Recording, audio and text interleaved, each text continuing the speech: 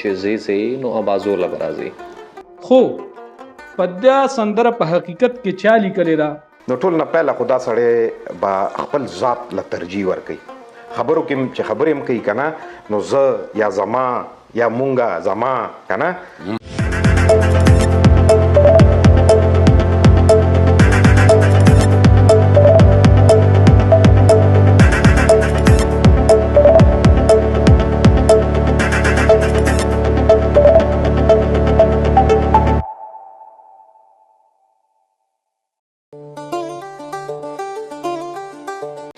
السلام علیکم، مهران زمان یم او تاسو ګورئ متلونه. ګرانو کتونکو، څنګه چې تاسو ته پته ده چې زه هره پیره تاسو ته یو دلچسپ متل راوړم او د هغې په پس منظر او په نتیجه باندې تاسو ته خبرې اترې کوم. ګرانو کتونکو، د نن ورځ متل زموږ سره دی چې زی زی نو ابازو لبرازي. ډېر یو مشهور متل دی. امید لرم تاسو به مو اورېدلی، ډېر به مو اورېدلی. خو اوس د دې شاته پس منظر څه دی او د دې متل اصلي معنی څه ده او نتیجې څه ده. ګرانو کتونکو، که موږ وګورو نو دا ټکي چې موږ بیل کو نو یو دی ابا بل دی زی. مطلب د ابا زی. خو چونکې دا ټکی د وخت سره دومره وویلی شو چې اخره کې تی د ابازۍ نه ابازو جوړ شو. په دې ټکي د وجې یو علاقه هم بعد کې مشهوره شوه چې کوم موږ او تاسو په ابازو سره پیژنو. ګرانو کتونکو، ویلی کېږي چې په یو دور کې یو پلار او زوی اوسېدل، نو هغې په څه خبره باندې د دې پلار د دې زوی سره ورانۍ راو. یا به یې ورته نصیحت کړی و او هغه نصیحت به یې په دې زوی بد لګېدلی و، یا به یې څه بل څه مهمه خبره ورته کړې وه کوم به چې هغه نه وه برداشت کړي او د دواړو ترمنځ جړپ راغو او ناراضګي راغله. نو دا زوی دا فیصله وکړله چې زه دا کور پرېږدم، دا کلی پرېږدم او ځم چېرته. خویندو، مور او ورونو هم ورته ډېر منتونه وکړل چې نه ته داسې مه کوه. خو بیا هم هغه په خپله فیصله ولاړو. نو چې کله وتلو د کور نه، نو پلار ورته په دغه موقع کې وویل چې زی زی نو د ابا زی له به راځې. بعد کې دا متل دې ته راغو چې زی زی نو ابازو له به راځې. ګرانو کتونکو، د دې متل مطلب دا دی چې کله هم پلار بچی ته خبره کوي نو هغه چونکې د ډېرو تجرباتو نچوړ وي او په هغې کې د بچي دپاره یو مهم سبق پروت وي او د هغه د فایدې دپاره. نو چې کله هم داسې قسم لا موقع راشي چې په کم کې مونږ چاته وایو چې ته خو دا کار کې یا ته چې دا کم عمل کې نو تاله دې دا پته وي یا دا کم حرکت هم ته کې نو تاله دې دا پته وي چې زی زی نو ابازو له به راځي، یعنی واپس په خپل زی له راځي. اوس ورکوي خپل کوربه مهران زمان له اجازت ملاویږو د نوې کست سره د الله پامان. علیکم، زم شوکت علي خلیفات. تاسو ګورئ درشل ډیجیټل ټیم. زموږ پروګرام دی کلام د چا په نوم د چا. ملګرو، نن به په دغه پروګرام کې چې مونږ په کمې سندرې باندې خبره کوو نو هغه د پښتو ډېره مشهوره سندره ده چې غږ یې تر لرې لرې خور دی او زه چې د کمې سندرې خبره کوم نو هغه یقینا چې تاسو ټولو به اورېدلي وي. څنګه چې ما مخکې ذکر وکړو چې دا ډېره د پښتو ژبې مشهوره سندره ده او ګڼ شمېر خلک ته متاثره هم دي او په اورېدو باندې بار بار خوشحالي اظهار هم کوي. خو اوس خبره دا ده چې آیا دا سندره لیکلې چا ده؟ ځکه چې په دغه اړه باندې د پښتو ژبې ګڼ شمېر نومونه راپورته کیږي او په دغه سندره باندې دعوهګیر دي چې دا سندره مونږ لیکلې ده. خو په دا سندره په حقیقت کې چا لیکلې ده دا خبره به مونږ په راتلونکي پروګرام کې ستاسو مخې ته ایږدو او دغه ټول واړه پس منظر به ستاسو مخې ته راوړو خو دلته مونږ په لیدونکي او اوریدونکو باندې په تاسو باندې دا خبره پرېږدو چې د دې سندرې حقیقي لیکونکي څوک دی. اوس زه ستاسو کوربه شوکت علي خریکوال ستاسو نه تر راتلونکي پروګرام پورې اجازت غواړم د الله په امان. السلام علیکم. زه یم نور البصر بصر تاسو ګورئ دورشل ډیجیټل ټي وي. څنګه چې تاسو ته پته ده موږ تاسو ته مختلف پروګرامونه په دې خپل ټي وي کې وړو. د دې مقصد صرف او صرف دا دی چې زموږ د معاشرې کم نقصانات او یا کمې فایدې دي چې هغه ستاسو په وړاندې کیږو. مطلب مې د خبرې دا دی چې په معاشره کې څه شیزونه محسوسیږي په نظر نه ښکاري. څه احساسات دي چې هغه مونږه بار بار تنګي خو د هغې په باره کې مونږ سره علم نشته. د احساساتو په دې لړۍ کې زموږ سره پروفیسر راشد حسین صاحب یو ډېر قابله هستي او د ادب سره منسلک بلکې د اردو ادب سره منسلک بل په نفسیاتو په فلسفه او په مختلفو علومو باندې د دې سټډي دا دی باقاعده په هغې کې مهارت لري. پروفیسر صاحب په دورشل ډیجیټل کې درته ستړي مشي وایم خیر راغلی درته وایم. ډېره مننه بصر صاحب چې تاسو زه خپل پروګرام ته انوایټ کړم. ډېره شکریه. راشد حسین صاحب نه به موږ مختلف تپوسونه کوو او تاسو به هغه خبرې په ځان کې ګورئ چې آیا دا په ما کې موجود دي که نه دي موجود. زموږ پروګرام د نفسیاتو په باره کې دی چې زموږ په عام زندګۍ کې موږ سره څه پیښیږي او څه محسوسوو. پروفیسر صاحب ما په دې باندې پوه کړي د نرګسیت په ادب کې او په عام معاشره کې دې ته چې تاسو په کوم نظر ګورئ یا تاسو یې څنګه محسوسوئ. ژوند خو داسې یو شی دی چې په دې ژوند کې د ډېرو ذهنونو خپله هغه رسید دی هغه اپروچ دی. تاسو څه وایئ چې د ادب یا د شاعر په ذهن کې چې څه راځي او څه نفسیات د دې دي د دې نفسیاتو په باره کې تاسو خپله رایه څه لرئ؟ مننه جی. انسان که مونږ سټډي کو دا ټول خبرې دا چې تاسو وکړي دا انسان سره تړلي دي او انسان په خپل ذات کې یو ډېر کمپلیکیټډ مشین دی او بیا د انسان مختلف د هغه د باډي د هغه د سوچ مختلف اسپیکټس دي. لکه څنګه مونږ وګورو که نه نو میډیکل ساینس کې تاسو وګورئ څونه سپیشلیټیز دي. لکه آی سپیشلیسټ بیل دی ENT بیل دی د اډوکو سپیشلیسټ بیل دی د معدې او د جګر بیل دی. دغسې د هر یو ارګن کې او هر یو سیستم کې چې دی غټ غټ سپیشلیټیز وي دونه په باندې ریسرچ شوي دا دونه کمپلیکیټډ مشین دی او سټل دی کې ډېر لوی امکانات دي د دریافت. نو دغسې د انسان د سوچ چې کوم ساينس دی هغه نفسیات دي. دا مجسم شکل کې نه دي بلکې سوچ چې دی که نه دا یو دغه هستی ده داسې څیز دی چې دا مونږ لیدی نه شو خو د دې زیر اثر چې انسان کم حرکات او سکنات کوي هغه مونږ ته ښکاري د یو خاص سوچ زیر اثر. دغسې په انسان کې چې د مختلف جذبات دي احساسات دي احساس کمتری ده احساس برتری ده په دې څیزونو کې نرګسیت چې دی د یو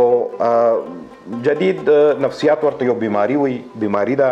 یا یو رجحان دی. نو هغه چې دی د دې لپاره په انګریزي کې نارسسیزم لفظ استعمالیږي. اوس دا انسان دی کې مبتلا کیږي څنګه موږ دا ویلی شو خودپسندي په ځان مینېدل بالکل ایگزیکټلی په ځان مینېدل دي. مونږ زیاتر هغه نفسیاتي حوالو ذکر کوو چې کوم د شعر او ادب دنیا خلکو سره ریلیټډ وي. ما ته یو شعر یاد کو جی د پروفیسر صاحب د خبرو کې ډېر ما عجیبه ذهنو کې ګرځي. حمید بابا وایي چې فارسیبانو د حیرت ګوتې په غاښ چې حمید سخنسازي کوي په پښتو کې. ډېر ښه. تاسو څه وایئ چې حمید بابا دا اپروچ دا دې له مونږه راځو په خپلو کې اول لږ دا دغه ایکسپلین کوو که نه نارسسیزم. بعضې کورونو کې ابتدایي تربیت په پهلا برخه کې مونږ دا ویلو کنه چې د انسان په شخصیت بلډینګ کې په کردار کې چې د میچور کیږي دې کې دوه ډېر اهم فیکټرز دي. فیکټرز ډېر وي د یو خبرې د کېدو او د نه کېدو فیکټرز چې په دنیا کې بلا ډېر وي. دوه اهم فیکټرز دي. یو د جینز دي جنیټیک چې کوم د سیستم دی. دویم شی چې دی کنه خارجي ماحول دی چې د څه قسم خارجي ماحول کې د تربیت کیږي او د براټ اپ هغې کې کیږي نو د خپل معاشرې نه بیا سپک کوي. یعنی تاسو د حواس خمسه خبره کوئ. حواس خمسه د کې انوالو ده بالکل زمونږ چې د ادراک منبع حواس خمسه دي. دا وګورئ حواس دي کنه یو لاسونه او دې باندې چې سمونږ کو زمونږ برین ته ځي او هغې نه چې د مونږ کې یو خاص رجحان ډیولپ کیږي. اوس ماشوم پورې خبره وه د ګوره بعضې ماشوم وي که نه هغه د مور پلار نه داسې جینز کیری کي چې هغه فرض کړه کتاب ته د هغه رجحان وي. بعضې ماشومان وي د هغې نیچرل رجحان چې دی که والدین کرکټ وي یا هغې ته ماحول د کرکټ میلو شي یا د سپورټس میلو شي یا داسې بل ماحول میلو شي نو یو هغې د ماحول نه چې دی لرننګ کوي بل هغې د خپل جین زیر اثر هم کار کوي. دې کې دوه تھیریز دي ایجوکیشنل فلسفي کې یو ته نیچر وي یو ته نرچر وي. ٹھیک شو دا یو د نیچر دی دا بل نرچر دی دا د ماحول نه دی اخذ کوي. نو نرګسیت چې څنګه راځي که نه بعضې ماشومانو کې اده دې وجې نه راځي یو ماشوم وي هغه داسې ماحول کې د هغه براټ اپ کېږي تربیت چې د هغه هر خواهش پوره کېږي. سمه ډېر ښه. داسې زموږ په ماحول کې زموږ په دغه کې یا مونږ داسې وګڼو په پښتو کې لنډه پښتو کې مونږ وایو چې یاره یو ماشوم یې نیازبیني یا هغه آسوده حال کور کې وي چې د هغه هر خواهش پوره کېږي او هغه د توجه مرکز ګڼلی کېږي ماشوم ټول ورسره مینه کوي. نو دی چې دی د کې دا شی نه لګیایي دا ورو پخېږي ورکې بیا دی چې کله د کور ماحول نه د بهر ماحول ته روزي نو دی د بهر د ماحول نه هغه شی نه ایکسپیکټ کوي چې ګینې ما به خلک په سر ګرځوي ما ته به خلک چې دی وایي بچی او تا نظار او تا نه قربان نیاګانې خو دام وایي که نه نیاګانې دام وایي بدل دی د بهر ماحول بدل د بهر ماحول چې دی هغه پریکټیکل لایف دی هغې کې چې دی د زندګۍ چې کوم توند او تیز بادونه دي ګرم او یخ دي هغه به ته فیس کې او ته به چې دی ځي نو چې دوی داسې ماشوم باندې کله دغه راشي که نه او سخته پې راشي د شاته ذهن کې څه وي د شاته ذهن کې هغه د خپل ماضي او د بچپن هغه کیسې وي چې دی ډېر لاډ پیار کې و. دلته پروفیسر صاحب زما یو بل طرف ته ذهن ځي څه وخت کې ما تاسو نه اورېدلي دا خو د انا فوق العنا جنګ بیا په دې کې شروع کېږي دې نه وروستو دا د نارسسیزم نه بیا نیکسټ سټیج کې په دې به ځان لا بیا یو پروګرام کوو د انا چې کوم انا دا ایډ دی او فوق العنا دا سیګمنټ فرایډ دغه کړیو دریافت کړیو او ماډرن چې کوم سایکالوجي دا هغې ته ډېر هغې کې دې شیانو ته ډېر اهمیت حاصل دی. مونږ د پښتو ادب شخصیت باندې به ځان له یو پروګرام مونږ د پښتو ادب کې چې کوم ما تاسو ته شعر وویلو د ماشومتوب خو د سړي دغه حالي خو که چېرته دی دې حد ته ورسي که نه چې لکه د د معاشرې یو کردار اثر وکړو لکه مثلا د ده رجحان لاړو د ادب طرف ته په ادب کې بیا دی راغلو دې حد ته چې د ده هغه کوم هغه کیچینګ پاور دی هغه دومره مضبوط دی په یو دغه باندې لکه په شعر باندې یا په ادب باندې او په هغې کې دی حد ته ورسېدو او بیا په حد دا کراس کړو چې د نرګسیت کې تر دې پورې راو لکه څنګه چې ما وویل چې عبدالحمید بابا وایي چې فارسي بانو د حیرت ګوتې په راغل کې چې حمید سخنسازي کې په پښتو کې دا خو جی چې کوم هغه د اپټیټیوډ وي که نه یا کم رجحان وي نو هغه د شخصیت څه جوړ شي. بل شاعر چې دی که نه دا شعر ویل چې دی که نه دا د عام سړي کار هم نه دی او دا بذات خود یو داسې څیز دی چې دا سړی په لکه دا د معاشرې یونیک سړی دی چې کوم شعر وي. اوس د پاکستان 25 کروڑ آبادي ده 24-25 کروڑ آبادي ده پوه شوې دې کې د شمار چې دی په سوونو زرګونو کسان دي چې هغه شعر وایي نو کروڑونو کې د زرګونو آټې میں نمک وړو کې مالګه ټیک شو نو دا خلک چې دی که نه چې دا شعر کله دی وایي نو دی ځان ته چې دی که نه ځان ورته د توجه مرکز ښکاري دی داد وصول کوي د خلکو نه دته خلک وا کوي دې سره هم د کې نرګسیت راځي. دې کې یو بل طرف ته زما پروفیسر صاحب ذهن جي آیا شاعر خو ویل د خو ښکاره که خبره د خو د خپل نرګسیت هغه انداز بیان کو او هغه اوچتوالی بیان کو چې زه کوم ځای کې په نرګسیت کې ولاړ یم دا عام معاشرې وګړی به څنګه د دې اظهار کوي د عام معاشري وګړي چې د هغې چې کوم سمټمز دي چې د کې به څه علامات دي نو ټول نه پیله خو دا سړی به خپل ذات له ترجیح ورکوي خبرو کې چې خبرې هم کوي که نه نو زه یا زما یا مونږه زما که نه خپل ځان له ترجیح ورکوي داسې چې سړی ورته اردو کې وایي مې او هغه بیا انانیت تم لږه خبره لاړه شي خو دویمه خبره دا چې داسې سړی به اکثر لا دی به فیشنیبل وي دی به جامه پیزار داسې اچي که نه پروفیسر چې دی به ډېر زیات بنټن کره او ډېر دغه به ګرځي هغه به د هغې اظهار به کوي هغې اظهار به کوي دی ځان اصل کې منفرد ظاهرولو کوشش کوي یا د چې ځان منفرد نه ښکاري نو دی تنګېږي دا د پرسنالټي ځای جوړه شي په کومه معاشره کې چې په قدیمیت ته مونږ لاړ شو په قدیمیت کې مونږ وګورو د جهالت په دور کې دغه خوشه څه مونږ اورېدلي دي په تاریخ نه چې داسې خلک وو چې هغوی به په ځان پسې څادر راښکو د هغوی خپل یو سټایل د خود پسند دی یا یو سړی د خپای غزولې ده چې په دې به څوک اوړي نه خود پسندي ده په ځان مین دی یا د تکبر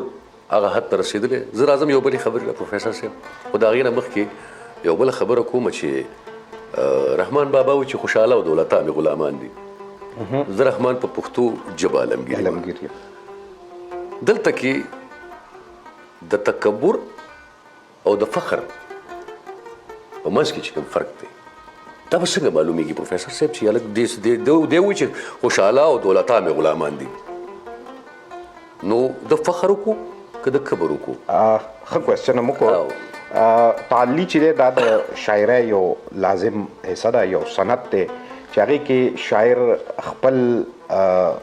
د خپل دغه اظهار په خپله کوي که نه د خپل یو خوبی یا هغه خوبي چې دی د حد نه زیاته بړه چړه کې هغه پیش کوي د دې شاعر ته د بعضې خبرو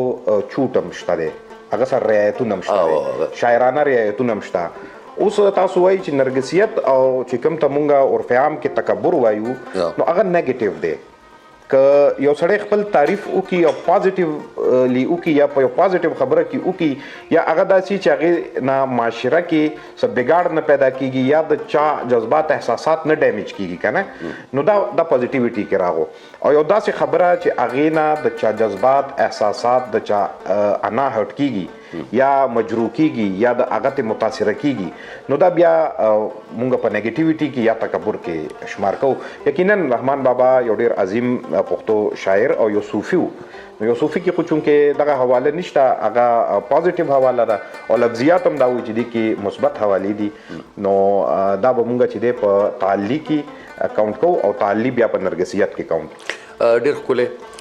ګرانو کتونکو پروفیسر صاحب سره ډېره مزه کوي چې مخکې ځو په مخکې پروګرامونو کې به ترې نورې خبرې په نورو ټاپکونو په نورو موضوعاتو باندې مختلف خبرې اورو دا مشکلات د معاشرې د دې نه بیا څه راوځي د دې کردارونو نه په چا کې چې کمې کمې بیماری دي کمې کمې مسلې دي هغه هغه ته نه ښکاري پروفیسر صاحب ستاسو ډېره مننه کوم پروګرام ته په راتګ او راتلونکي پروګرام پورې مو پروفیسر راشد حسین صاحب له اجازت ورکوي د خدای په امان